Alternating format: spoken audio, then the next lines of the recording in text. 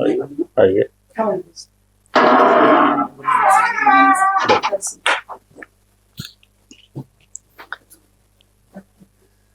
तो हमें अपने बारे में कुछ बताइए, अपना नाम और निवास स्थान स्किप करते हैं।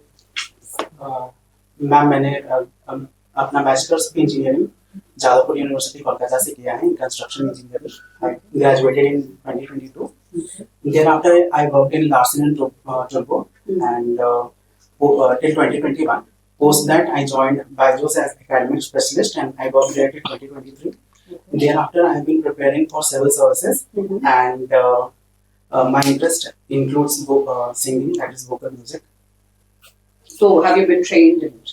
No, ma'am, I haven't been trained, but I have. I was associated with music club in my school. So, and post that I have learned it from YouTube. Self-taught him. Yeah. Right. So you're from Jadavpur University. Do you have a campus selection in L&T? Yes, ma'am. अच्छा. This is your core, I believe. Construction engineering की है आपने, तो L&T तो आपका core है. जी ma'am. एक साल के अंदर आपने ये जॉब क्यों क्विट करी? मैम क्योंकि उस वक्त कोविड चल रहा था, तो मैम कोविड रिलेटेड कॉम्प्लिकेशन हो गए थे मुझे. अच्छा. तो मुझे उस वजह से छोड़ना पड़ा था. Right. And then, in which year did you join Byju's as an academic specialist? What did you teach there? Ma'am mathematics. Mathematics पढ़ाते थे. कब ज्वाइन किया आपने? Ma'am 2022 and I worked there till September 2023 and thereafter I have been preparing for civil services. Tell me something. Why has the Byju's model failed? What's the reason for that collapse? क्योंकि आप तो हमें लगभग 1-1.5 साल आपने काम किया. क्यों collapse हुआ? Ma'am, one of the main reason for their collapse was unsustainable expansion. Expansion. Yes, ma'am. Okay. Because they went on a spree of acquiring companies which was not sustainable. Okay. And second, I feel. What do you mean it was not sustainable? They could not internal governance का कुछ issue था क्या? थोड़ा elaborate करेंगे? Ma'am, it was not sustainable because the ventures that they acquired, they were often loss making. अच्छा. And after COVID normalization, so people went back to the traditional method of teaching and learning, that is offline classes, and the cash flow was not good in terms of that. So they could not turn around the they could not loss making companies. Yeah. Okay, I see. So you have an interest in vocal classical music, you're saying? Vocal music. Classical. Vocal music. Yeah, vocal music. Okay. तो आपने जब अपने आप को सिखाया तो कोई शैली सिखाई आपने, हिंदुस्तानी या फिर Carnatic?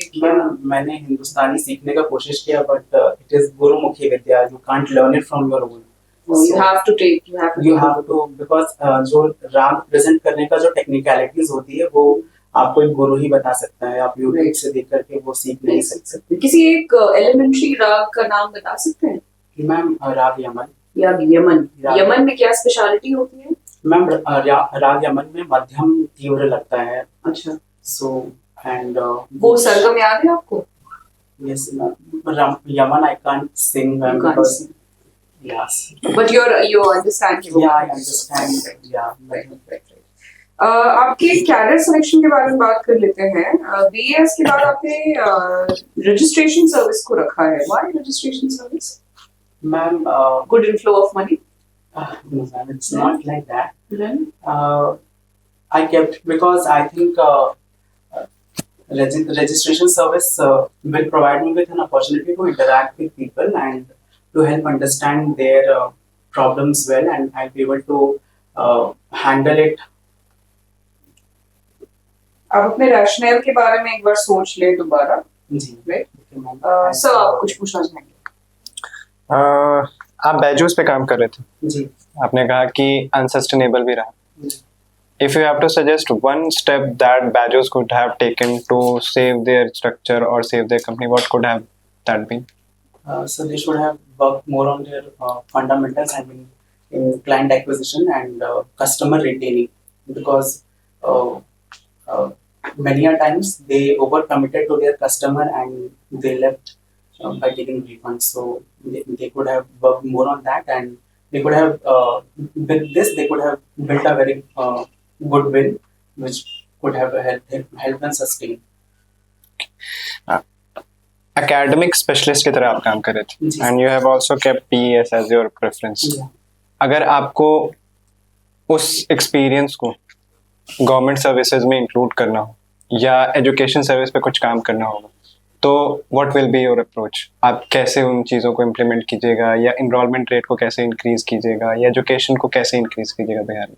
Okay, sir. In Byju's, they focused more on experiential learning, and that is clarity of concept through demonstration. So, I like to imitate that in the government schools because, and then it will be engaging for students if they are taught in a very experiential way, where they not only learn the concepts but they try to link it with practical application.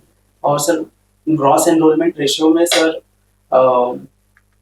People usually drop out because there is lack of infrastructure. Mainly the girl student, they drop out because of lack of sanitation and lack of menstrual infrastructure in government schools. So I try to work on. Currently, these things are improving, right? Yeah, it is improving, and but still the enrollment rate is not high. Dropout rate is also high. So what is the reason for that? so I feel social change requires time, and people are embracing it. The gross enrollment ratio for the girl child has gone up. It's 23% as of 2022. So things will change, sir, and that's what I. Okay. What is? Modern Indian history की बात करें तो आपके according कोई ऐसे व्यक्तित्व जिनसे आप बहुत अधिक प्रभावित हों, सर महात्मा जिनको पढ़कर आपको बहुत कुछ मतलब एक आपके विचारों को एक दिशा मिली हो, एक उसको शेप मिला हो?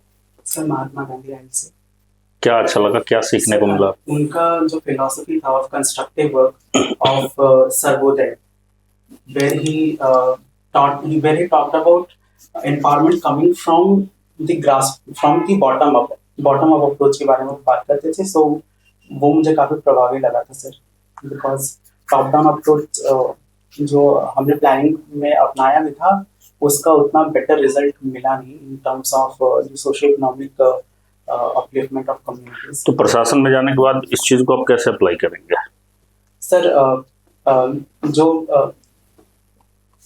ग्राउंड लेवल सर, मैं जो भी जो लोग हैं उनसे मैं कम्युनिकेट करूंगा और उनके जो ग्रीवांसेस है उन पे काम करने का कोशिश करूंगा सर. चूंकि आप बायजूस से जुड़े रहे हैं तो ये बताइए कि जो ऑनलाइन लर्निंग का भी ट्रेंड चला है तो आपके अकॉर्डिंग ऑफलाइन ज़्यादा ठीक था या ऑनलाइन, या दोनों का कॉम्बो होना चाहिए? सर आई फील कि दोनों का कॉम्बिनेशन होना चाहिए, बिकॉज ऑनलाइन एक सप्लीमेंट की तरह काम कर सकता है, बट ट्रेडिशनल जो टीचिंग लर्निंग है उसमें ही स्टूडेंट का जो होलिस्टिक डेवलपमेंट है वो हो सकता है सर.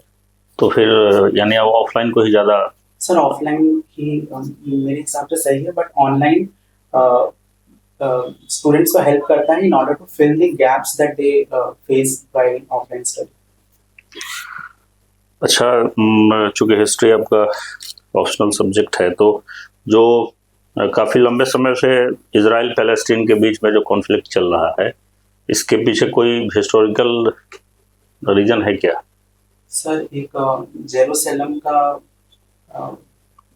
वो तीनों धर्म के लिए एक पवित्र जगह है, तो मुझे अभी सब मैं वही रिकॉल कर पा रहा हूँ. चलिए आप इसको देख लीजिएगा. एक मैं सिचुएशन आपको दे रहा हूँ कि आप किसी ऐसे पोजीशन पर हैं जहाँ आपको पता चला है कि एक आपका सबॉर्डिनेट है जो भ्रष्टाचार में लिप्त है. आप चाहें तो उसके खिलाफ डिपार्टमेंटल एक्शन ले सकते हैं, लेकिन आपको ये पता चला कि वो आपका मित्र भी है, तो ऐसे सिचुएशन में आपका क्या निर्णय होगा और उसके पीछे का रैशनल क्या होगा आपका? सर अगर कोई भ्रष्टाचार में लिप्त है तो उसको कन्फ्रंट करूंगा. और ये भी ध्यान रखिए, बहुत जिगरी दोस्त है जिसको लंगोटिया यार बोलते हैं, उस टाइप का है, आपकी दोस्ती खत्म हो सकती है फिर. सर क्योंकि मैं सिविल सेवा में हूँ तो मेरे लिए पब्लिक सर्विस सर्वोपरि है, मित्रता बाद में आती है. अगर वो भ्रष्टाचार में लिप्त है तो उसको कन्फ्रंट करना और जो भी प्रॉपर चैनल्स है उसके थ्रू रिपोर्ट करना मैं प्रेफर करूंगा सर. तो फिर मानवीय संबंध भी तो कोई चीज होती है, फिर ऐसे लोगों को तो फिर पत्थर दिल इंसान बोला जाता है, समाज में ऐसे लोगों को अच्छा नहीं माना जाता है। सर मैं ये नहीं मानता, क्योंकि जो जिस ड्यूटी पे मैं हूँ, अगर मैं उसको एक्सपोज नहीं करूँगा तो उसके भ्रष्टाचार के कारण बाकी जो लोग प्रभावित होंगे उसको भी नज़रअंदाज नहीं किया जा सकता है। सर, कानून और कंपैशन यानी मानवीय संवेदना आप कह लीजिए, अगर इन दोनों के बीच में टकराव होता है तो आप किसका पक्ष लेंगे, किसके अकॉर्डिंग, मतलब किसका साइड लेंगे? Sir law. क्यों? सर बिकॉज लॉ कंपैशन में कभी कभी लोग अपनी भावनाओं में बह जाते हैं, और लॉ सबको इक्वली और ऑब्जेक्टिवली ट्रीट करता है, तो वो एक अच्छा बैरोमीटर है ऐसे जो भी सिचुएशन है उसको सरकमवेंट करने के लिए। ठीक है। मुझे ये बताइए कि इतने सारे जो प्रिविलेजेस या जो बेनिफिट्स महिलाओं को बिहार में दी जा रही है ताकि वो वर्कफोर्स का हिस्सा बन सकें, आपके हिसाब से ये सही है? आइडियली तो दोनों जेंडर्स को बराबरी की बात होनी चाहिए, इतने प्रिविलेजेस क्यों दिए जाते हैं? What is the intention of the government?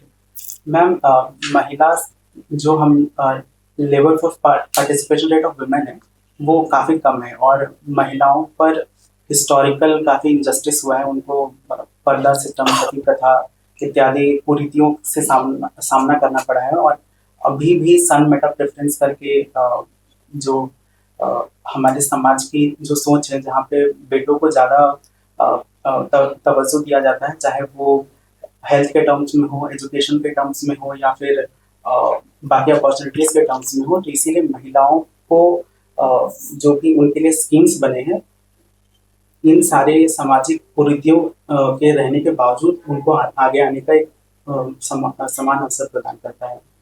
तो मुझे एक ऐसी चीज बताइए जो कि आपको सही में लगता है कि एक बेनिफिट है जो महिलाओं को दिया गया जिसकी वजह से वो वर्कफोर्स का हिस्सा बन पाए। मुझे थोड़ा प्रैक्टिकल प्रैग्मेटिक बताइए, ये तो आइडियलिस्टिक बात नहीं है, प्रैग्मेटिकली देख के बताइए कि मैम ये किया गया and you know what this is the result. Ma'am Bihar में जैसे जीविका मॉडल पे काम किया गया है। क्या है जीविका मॉडल? मैम जीविका सेल्फ हेल्प ग्रुप मॉडल है, जहाँ पे वुमेन्स को सेल्फ हेल्प से जोड़ा जाता है ताकि वो स्वरोजगार के लिए अवसर अपना प्रदान कर सके। और मैम ये स्कीम इतना सक्सेसफुल रहा है कि आज बिहार में 10.63 लाख सेल्फ हेल्प ग्रुप है जो वुमेन को एम्पावर कर रहे हैं। अच्छा, ओके।